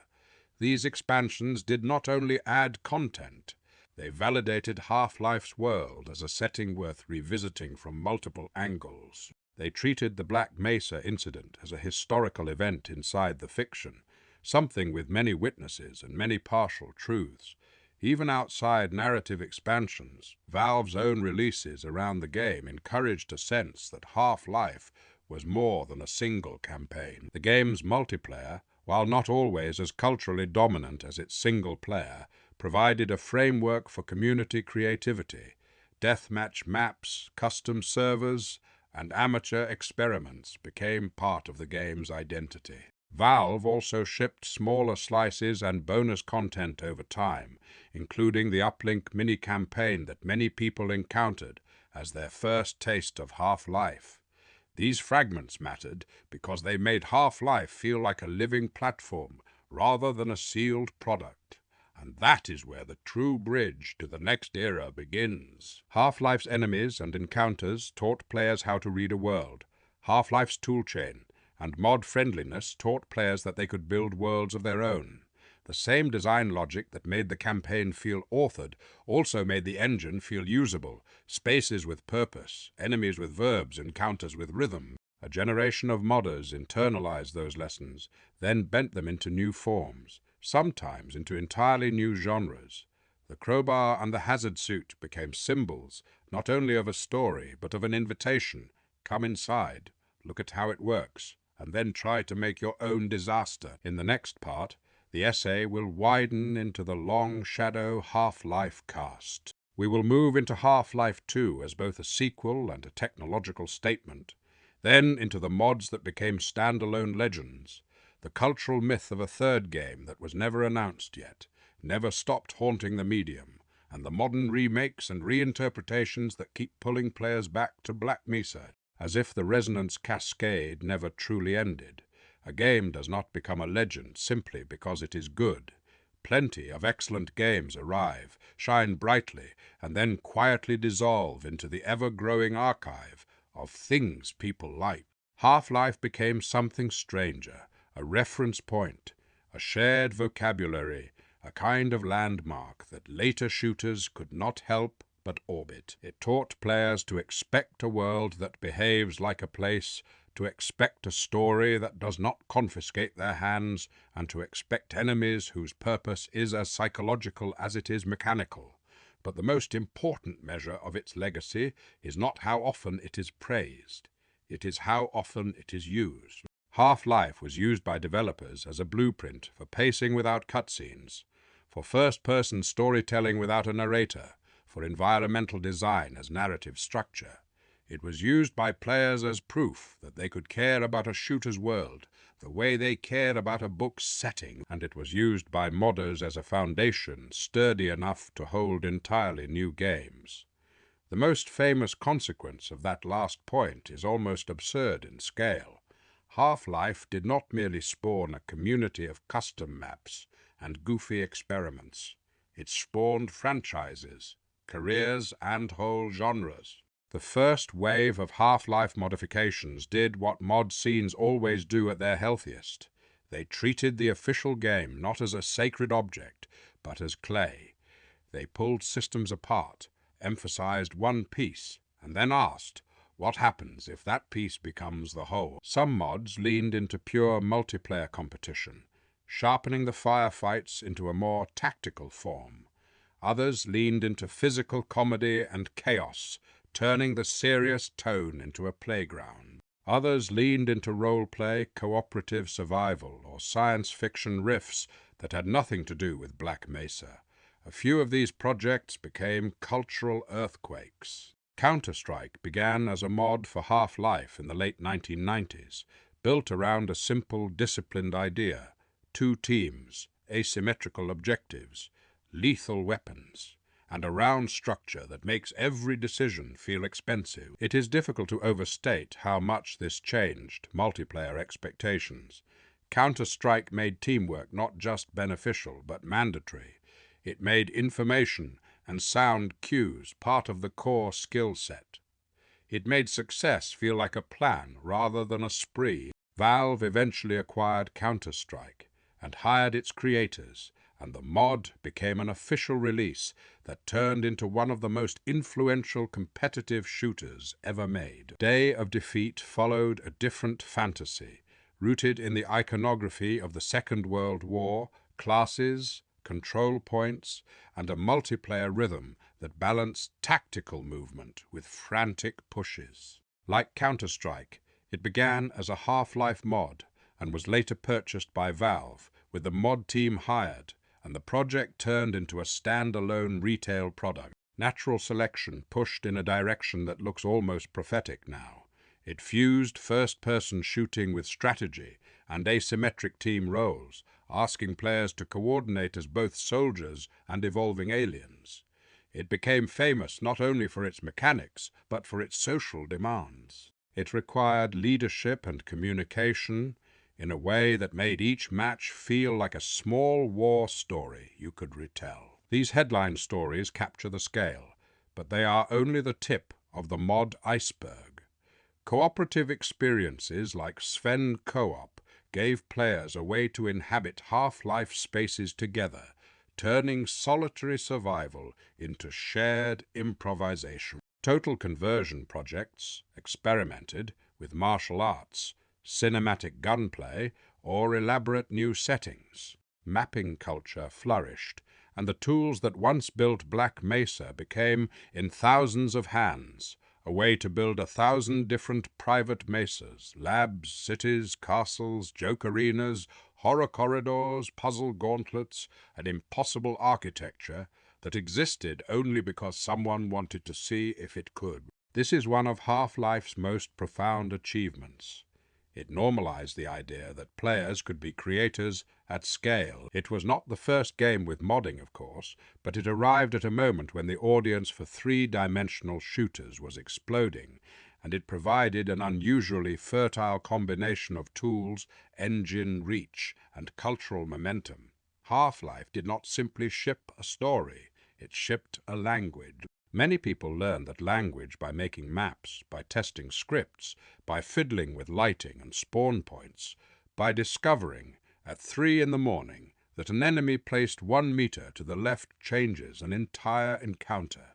In that sense, Half-Life's legacy is partly pedagogical. It taught a generation how games are made by letting them touch the machinery. If Half-Life established Valve as a studio with a distinct philosophy, Half-Life 2 turned that philosophy into an industry-wide statement delivered in the loudest possible way by making the sequel not only a continuation of the story, but a redefinition of what a first-person shooter could simulate. Released in mid-November of 2004, Half-Life 2 was built on Valve's Source engine and integrated Havoc physics in a way that made the world feel newly tangible.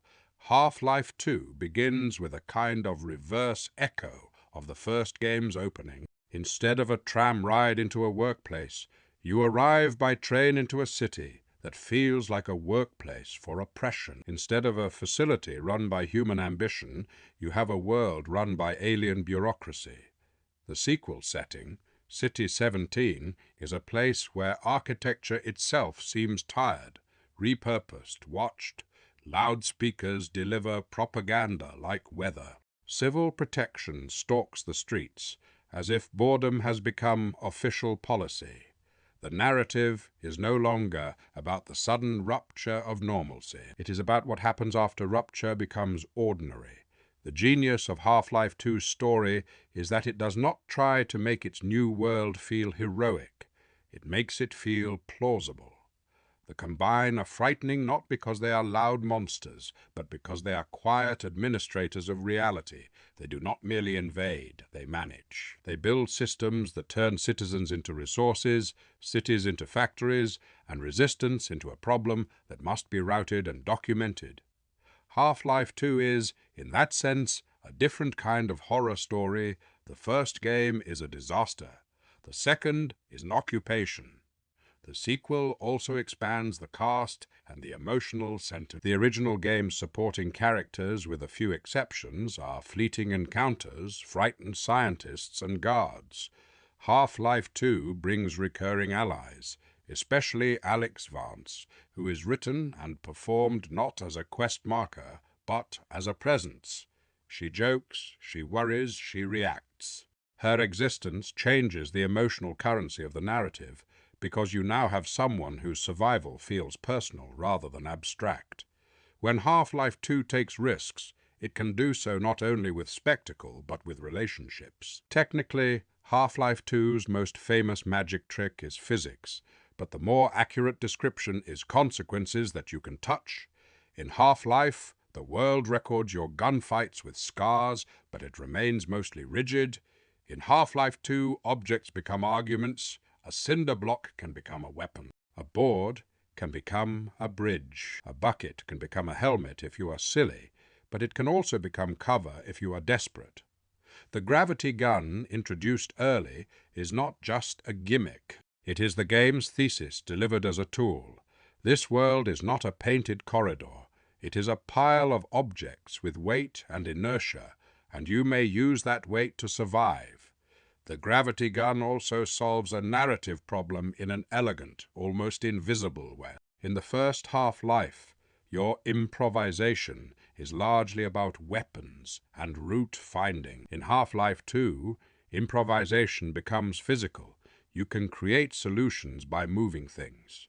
That is more than a puzzle design shift. It is a change in how players think. It asks you to look at the environment and see potential energy, not just architecture. And once you start seeing that, you cannot stop. Many later games adopted physics, but fewer understood this deeper lesson. Physics is not impressive because objects wobble. Physics is impressive because it gives the player new verbs, and new verbs change the story the player tells with their actions. Half-Life 2 set pieces are often remembered as iconic because they feel like narratives you inhabit rather than rides you endure. The airboat sequence along infected waterways is not just traversal, it reveals the world's ecological collapse and the way the Combine have reshaped the landscape. Ravenholm is not just a horror level, it is a moral pressure cooker where the game asks how far you are willing to rely on the gravity gun's cruelty, and where the environment and enemies conspire to make every corridor feel like a trap. Nova Prospekt is not just a prison, it is the bureaucratic heart of the Combine, where the idea of processing becomes literal, and the Citadel is not just a final tower, it is a symbol of alien control so massive that it makes human rebellion feel like a handful of sparks under a storm cloud. The sequel's development history became famous for its pain as much as its ambition. Valve announced Half-Life 2 at a major trade show in the early 2000s, with a planned release that did not hold, and the project then became a magnet for rumor, resentment, and obsession. The story of the leak of unfinished material and the long delay that followed became part of the game's mythology. Yet, when it finally arrived, it carried an additional, unexpected revolution with it: Steam. For many players at the time, Steam was not a convenience. It was a requirement that felt intrusive. Half-Life 2's release essentially forced a large audience to adopt a new model of distribution and authentication. In the short term, this was controversial. In the long term, it reshaped the PC landscape. Steam became not just the delivery mechanism for Half-Life 2, but a template for how digital storefronts, patching, and community ecosystems could function.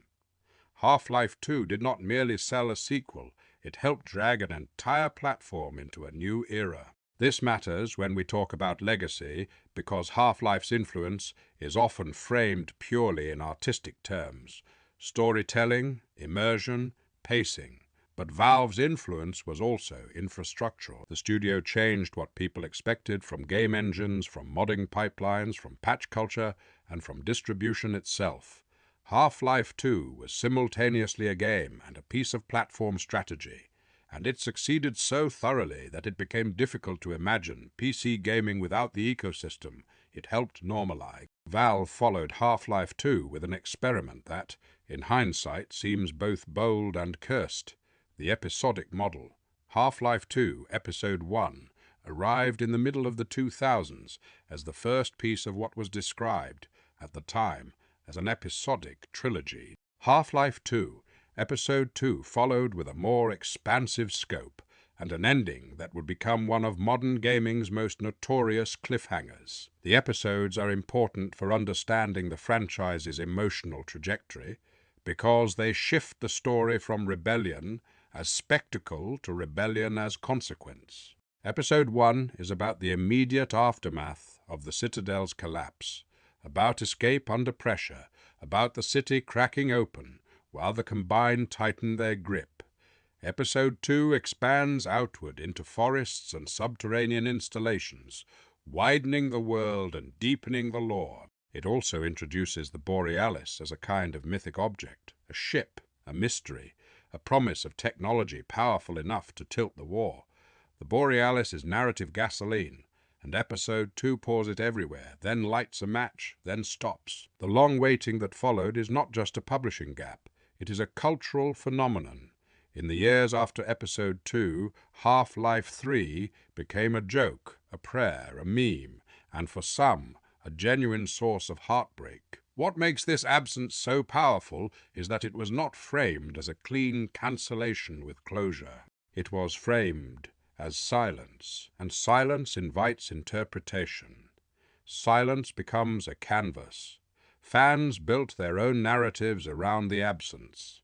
Every Valve project that was not Half-Life became, briefly, evidence that Half-Life was being avoided. Every engine update became, briefly, hope. Every rumor became, briefly, a headline. The phrase "never count to 3" became a shorthand, not only for Half-Life, but for Valve's strange relationship with sequels. And as the years passed, the absence stopped being merely frustrating and became almost mythological, because it raised a question that is rare in entertainment. What if a story simply refuses to finish, not because it cannot, but because the people who own it do not believe the finish would be worthy? Valve's own explanations, when they arrived, painted a picture of paralysis, driven not by indifference, but by standards.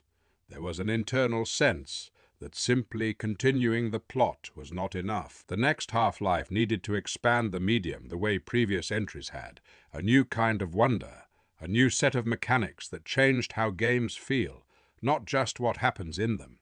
In the middle of the 2010s, Valve was also shifting toward new technology, building Source 2, and exploring virtual reality. The idea emerged that making another Half-Life on old foundations would repeat the mistakes of developing engine and game in the same painful knot, so the franchise waited for the technology to catch up to the ambition.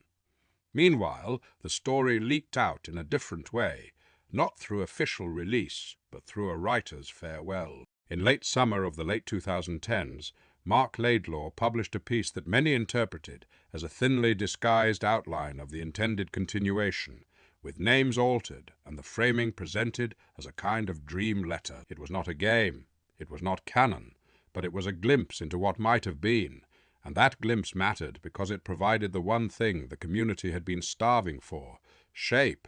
Even an unofficial shape can be emotionally satisfying when the alternative is endless fog. Yet even that did not fully resolve the cultural weight of the absence, because what people wanted was not merely to know the plot. They wanted to experience the plot through the particular Half-Life method, in first person, through space, through objects, through the feeling of being inside events rather than being told about them.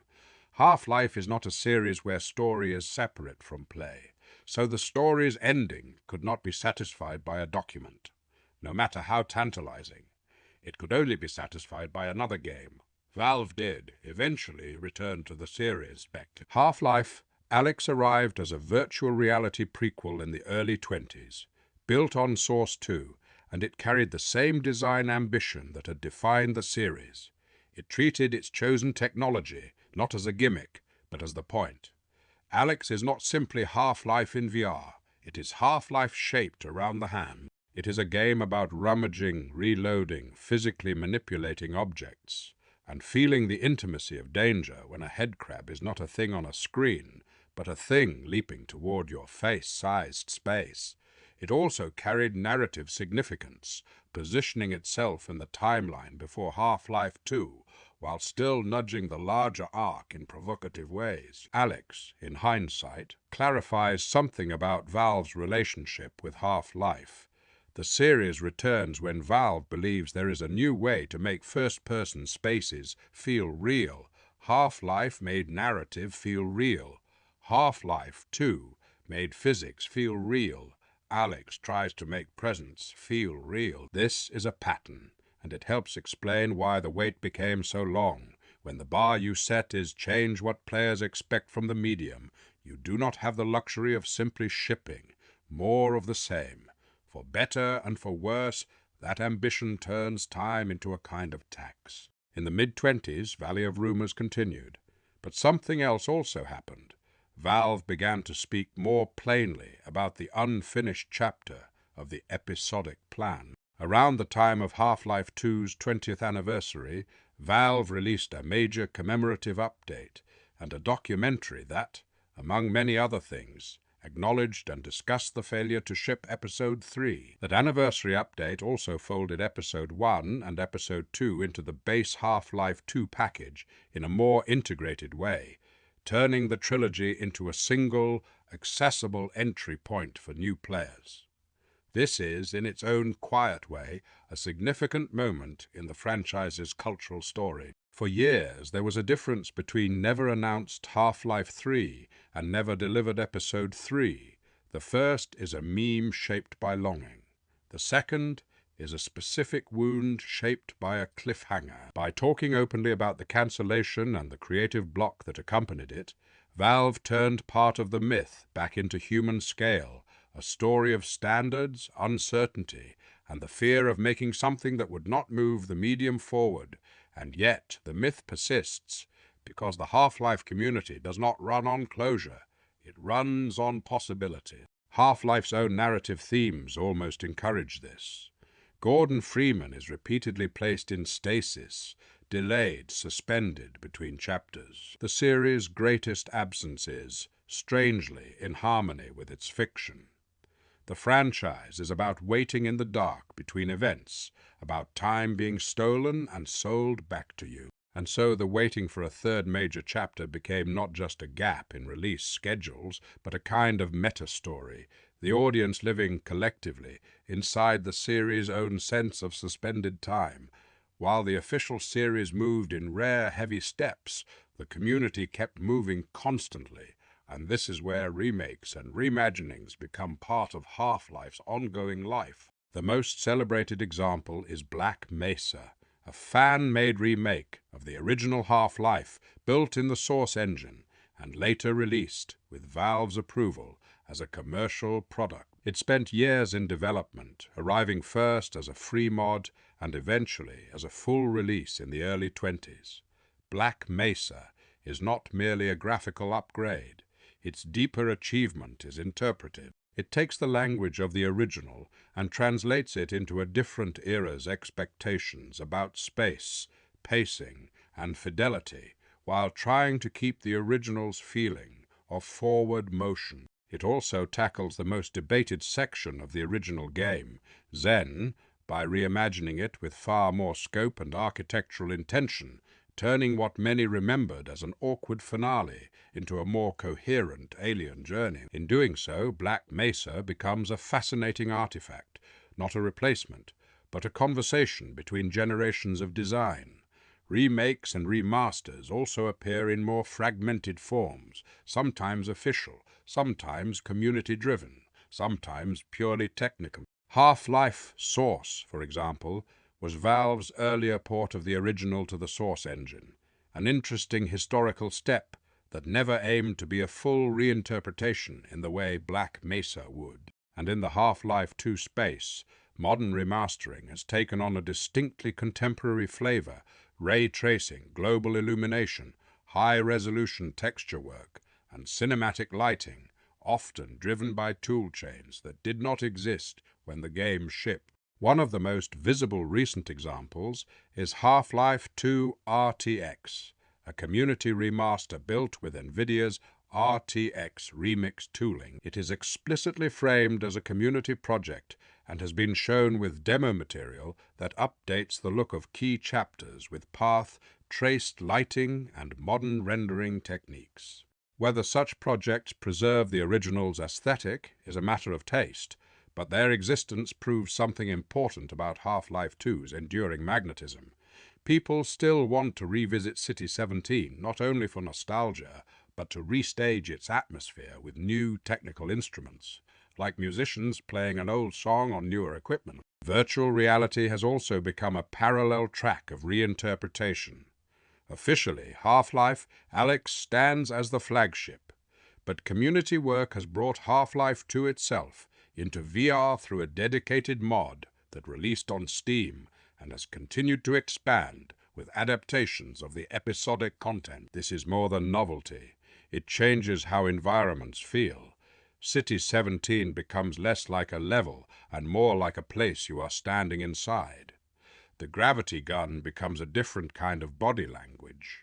Even simple actions like peeking around a corner or reloading under pressure acquire new emotional weight. The same game, reshaped through a new interface, becomes a different experience. These remakes, remasters, and adaptations all point to a single, slightly paradoxical truth.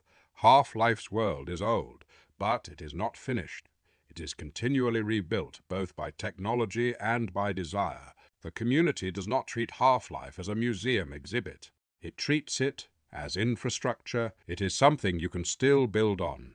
That word, infrastructure, matters when we talk about the deeper legacy of Half-Life 2 in particular, because Half-Life 2's impact is inseparable from the Source engine's impact. Source became one of the defining engines of its era, used not only by Valve but by a wide range of creators. It powered official Valve games for years, and it powered a sprawling ecosystem of community content. Source's combination of approachable tools, modability, and a certain physical feel became part of its identity. And just as Gold Circe helped birth mods that became standalone giants, Source did the same. Garry's Mod began as a mod built on Source and eventually became a standalone phenomenon, less a game than a sandbox platform, where communities invented their own modes, props, machinima, and social rituals. If Half-Life's mod scene proved that players could become creators, Garry's Mod proved that players could become entire industries of creation inside creation, role-play servers with complex rules, horror maps, prop hunt, trouble in terrorist town, absurdist comedy machinima, experimental storytelling, and countless other forms that treated the Source engine as a stage. This is one of Half-Life 2's strangest legacies. It helped generate not only sequels, but tool ecosystems where the concept of a game becomes blurry.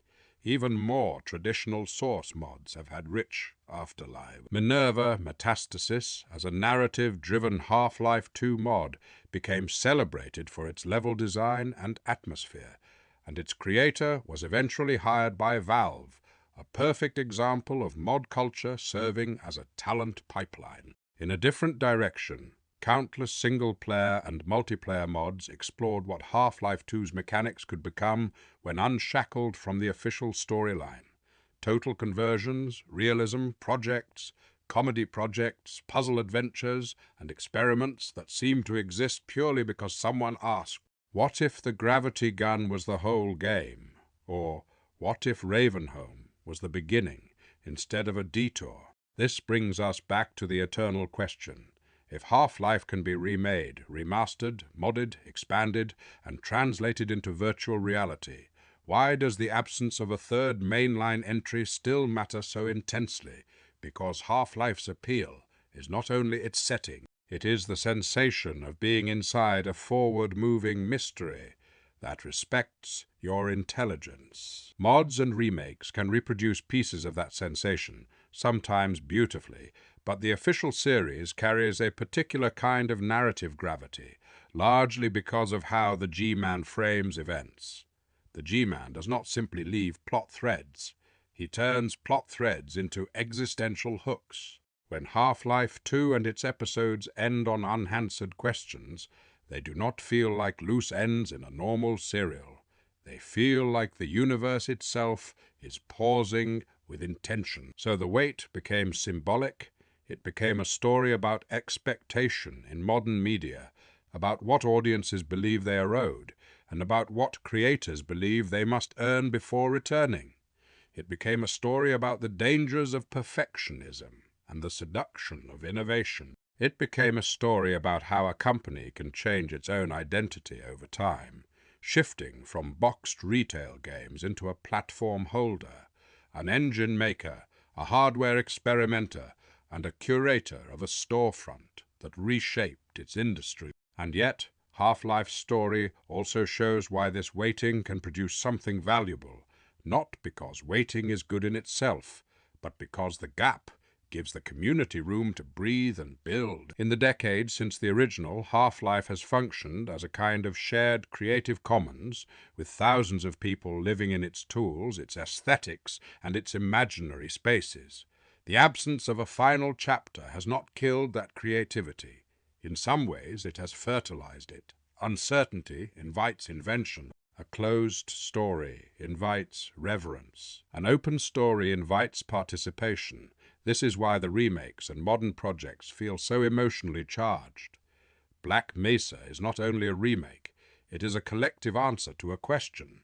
What does Half-Life feel like when rebuilt by people who grew up under its shadow? Half-Life 2 RTX is not only a graphics project, it is an argument about how memory and modern lighting can coexist. The VR adaptations are not only technical achievements, they are a way of physically returning to spaces that shaped a generation, to stand there again and see if the air still feels charged. And Half-Life 2's 20th anniversary moment, with its updates and documentary, is not only celebration, it is a kind of historical reckoning. It acknowledges both the achievement and the unfinished promise.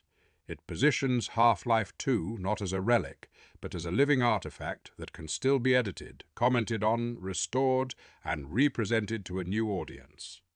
At this point, the Half-Life series occupies a rare cultural position. It is simultaneously a canon of official works and a galaxy of community works. It is simultaneously a completed masterpiece in the form of the original and an unfinished saga in the form of the episodic cliffhanger. It is simultaneously a technical milestone and a narrative myth. Few franchises can survive such contradictions without collapsing under their own weight. Half-Life survives them because its core identity is not a list of plot points. Its core identity is a feeling, a smart world under stress, a player moving through it with agency, and a story delivered not as speech, but as space. That feeling is why Half-Life endures in classrooms, in video essays, in speedruns, in nostalgia, in memes, in mod folders, and in the muscle memory of players who still remember the first time a headcrab leapt at them from above a door frame. It endures because it is both simple and deep, a crowbar in your hand, a disaster around you, and the sense that the hallway ahead is not just geometry but meaning. If there is an ultimate legacy to name, it might be this. Half-Life taught the medium that immersion is not decoration, it is design. It is the careful alignment of fiction, mechanics, pacing, sound, and space, until the player stops thinking about the game and starts thinking about survival. Half-Life 2 took that lesson and expanded it. It taught the medium that objects can be storytelling, that physics can be narrative, that facial animation and voice performances can carry emotional stakes without stealing control, and that a shooter can feel like a lived-in political nightmare, rather than a hallway of targets. It also, through Steam and Source, taught the medium that infrastructure shapes culture, and that the way games are distributed and altered can be as important as the way they are written. The mods proved that communities are not merely audiences.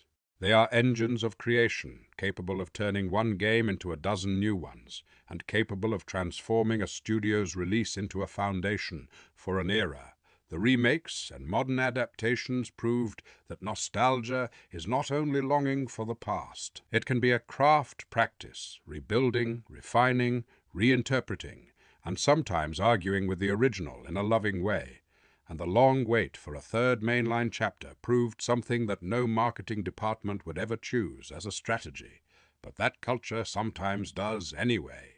Absence can become presence. The missing game became a symbol that people carried, joked about, fought over, and hoped for because it represented the rare combination of trust and hunger. Trust that Valve could still surprise the medium.